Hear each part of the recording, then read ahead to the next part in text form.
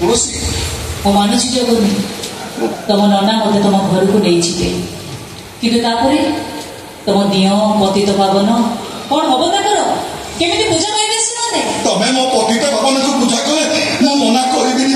ସେଇଟା ତ ଆପଣଙ୍କ ଘର କଥା। ମୋ ଘର କଥା ମୁଁ ନିଷ୍ପତ୍ତି ନେବି।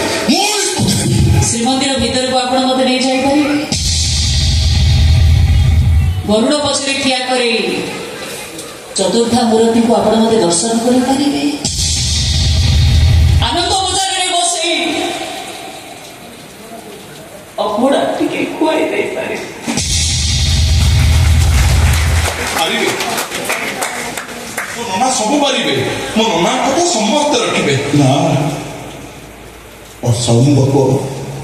ଆପଣଙ୍କର ସେ ଅସମ୍ଭବ ମୁଁ ସମ୍ଭବ କରିବାକୁ ଚାହିଁବିନି, କାହିଁକିନା ମୁଁ ଭଲ ଭାବରେ ଜାଣିଛି ମୁଁ ଯଦି ଶ୍ରୀମନ୍ଦିର ଭିତରକୁ ପଶିଯିବି ତାହେଲେ ଜଗନ୍ନାଥଙ୍କର ଆଉ ଗୋଟେ ନା ପତିତ ପାବନ କାହିଁକି ହବ?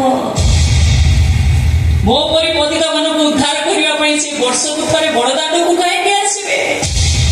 ଶ୍ରୀମନ୍ଦିରର ରେତର ନା ପତିତ ପାବନ ରେତ କାହିଁକି ହବ?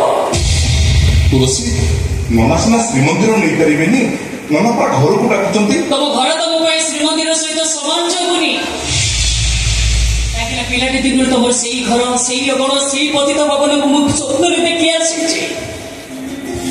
ତେଣୁ ଭଲ ହବ ସାରା ଜୀବନ ମୁଁ ତମର ସେଇ ତଳ ପାହାଚରେ ରହିଯିବି, କାହିଁକିନା ମୋ ପରି ପତିତ ମାନେ ସବୁବେଳେ ବଡ଼ ଠାକୁରଙ୍କ ବଡ଼ ଦାଣ୍ଡରେ ରୁହନ୍ତି ଜଗୁନି, ସବୁବେଳେ ସେଇ ବଡ଼ ଦାଣ୍ଡରେ ହିଁ ରୁହନ୍ତି।